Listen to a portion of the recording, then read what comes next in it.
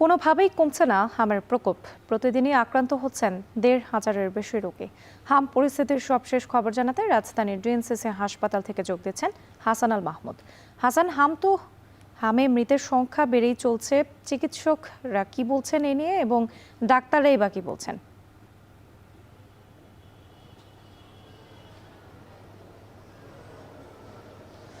রাত্রি ধন্যবাদ। আমরা দেখছি যে হামের রোগী যে প্রতিদিনই বাড়ছে সেটি কিন্তু হাসপাতালে ভর্তির যে পরিসংখ্যান সেখান থেকে বোঝা যাচ্ছে। এবং ডিএনসিসি হাসপাতাল যেটি এখন পর্যন্ত বাংলাদেশের হাম চিকিৎসার জন্য সবচেয়ে বেশি পরিচিতি পেয়েছে এবং এখানেই সবচেয়ে বেশি হামের রোগীকে চিকিৎসা দেওয়া হচ্ছে। সেখানে গত ২৪ ঘন্টাও কিন্তু প্রায় ২০০-র বেশি রোগী এসেছেন যারা হামের বিভিন্ন উপসর্গ নিয়ে এসেছিলেন।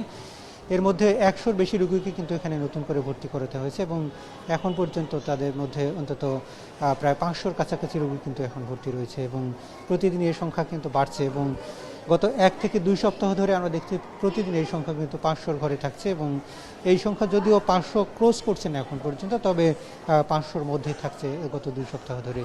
এবং হাসপাতাল পরিচালক এবং এখানকার সূত্রগুলো বলছে যে গত কয়েকদিনে কিন্তু রোগীর সংখ্যা কিছুটা স্থিতিশীল অবস্থায় রয়েছে। তবে নতুন যে সব রোগী এসছে একই হারে কিন্তু রোগী এখান থেকে সুস্থ হয়ে বাড়ি ফিরছে। ফলে কিছুটা তার সুস্থতা এবং রোগী ভর্তির দিক থেকে কিন্তু একটা ব্যালেন্স এই মুহূর্তে রয়েছে। তবে রোগীর সংখ্যা কিন্তু কোনোভাবে কমছে না। গতকালকে স্বাস্থ্য অধিদপ্তরের সবশেষ যে ব্রিফ সেখানেও কিন্তু তারা বলেছেন যে অন্তত ১৬০০-র বেশি রোগী কিন্তু নতুন করে আক্রান্ত হয়েছে সারা দেশে। যদিও এখন প্রথম যেসব হটস্পট ছিল সেই হটস্পটগুলো থেকে কিন্তু রোগী আসার সংখ্যা কিছুটা কমে গিয়েছে, বিশেষ করে রাজশাহী এবং দক্ষিণাঞ্চলের বিশেষ করে পটুয়াখালী এবং বরিশালের কিছু জায়গা থেকে বিশেষ করে রোগী আসছিল। এবং ঢাকার ভিতরে বেশ কয়েকটি হটস্পট ছিল। এর মধ্যে আপনি যাত্রাবাড়ি এবং এদিকে কুড়িল বিশ্ব রোডের পাশাপাশি বেশ কয়েকটি বস্তি এবং মোহাম্মদপুরের বেশ কয়েকটি বস্তি থেকে কিন্তু রোগী বেশ কিছু আসছিল শুরুর দিকে।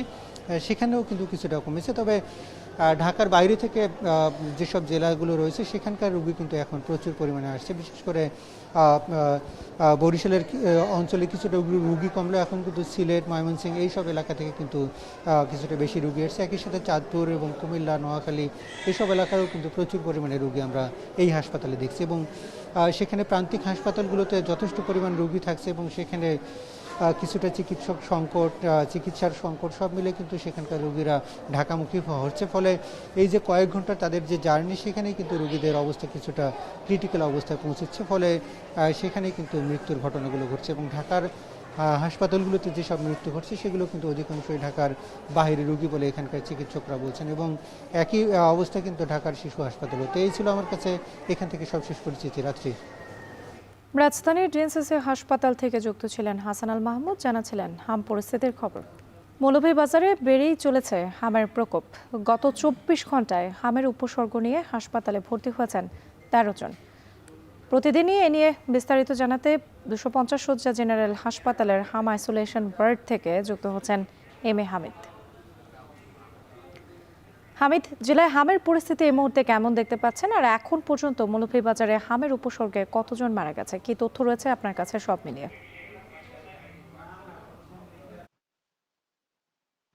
রাত্রি দুঃখের খবর দিয়েই শুরু করতে হয়। গত ২৪ ঘন্টার মধ্যে মৌলভীবাজারের রাজনগরের একটা শিশু ৭ মাসের, সে সিলেট চিকিৎসাধীন অবস্থায় মারা গিয়েছে এবং এ পর্যন্ত মৌলভীবাজার জেলায় ৬০টি শিশু মৃত্যুবরণ করেছে। তার মধ্যে কুলাউড়ায় ২ জন, রাজনগরে ১ জন, সদরে ১ জন, কমলগঞ্জে ১ জন এবং শ্রীমঙ্গলে ২ জন। প্রতিদিনই কিন্তু হামের প্রকোপ নিয়ে লোকজন হাসপাতালে ভর্তি হচ্ছে। কখনো মৌলভীবাজার, কখনো কুলাউড়া, রাজনগর, কমলগঞ্জ, শ্রীমঙ্গল সহ যে উপজেলা স্বাস্থ্য কেন্দ্রগুলো রয়েছে সেখানে ভর্তি হচ্ছে এবং যাদের অবস্থা খুবই খারাপ তাদেরকে সিলেটে রেফার করা হচ্ছে। এবং এ পর্যন্ত যারা ৭ জন মারা গিয়েছে তারা কিন্তু সবাই সিলেটে চিকিৎসাধীন অবস্থায় মারা গিয়েছে।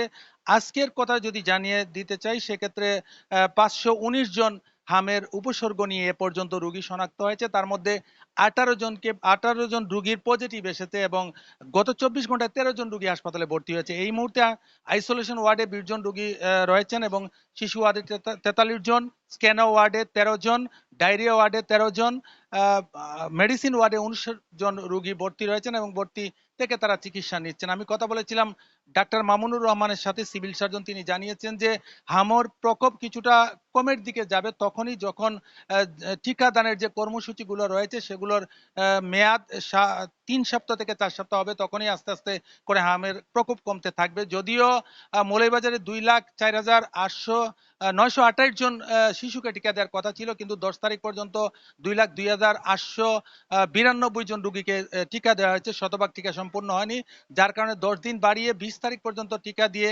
সম্পূর্ণ করা হয়েছে। যারা বাদ পড়েছিল শিশুরা তারা কিন্তু তাদেরকে টিকা দেওয়া হয়েছিল এবং প্রতিদিনই রোগীর সংখ্যা বাড়ছে। আমি কথা বলেছিলাম ডাক্তার প্রণয়কান্তি দাস তত্ত্বাবধায়ক 250 শয্যা হাসপাতালে, তিনি বলেছেন যে প্রতিদিনই হামের উপলক্ষ নিয়ে লোকজন ভর্তি হচ্ছে এবং প্রতিদিনই 12 থেকে 1500 রোগী বহির্বিভাগে চিকিৎসা নিচ্ছে এবং অর্থ বিভাগে ভর্তি হয়ে কিন্তু অনেক রোগী যতটুকু সিট আছে তার চেয়ে দ্বিগুণ বা 3 গুণ রোগী কখনো কখনো ভর্তি হয়ে চিকিৎসা নিচ্ছে। সব মিলিয়ে বলা যায় মৌলভীবাজারে যত সময় যাচ্ছে হামের প্রকোপ তত বাড়ছে, কিন্তু টিকার যে লক্ষ্যমাত্রা ছিল সেগুলো পরিপূর্ণ হলেও কিন্তু এখন পর্যন্ত লোকজন সেটার প্রভাব লক্ষ্য করতে পারছে।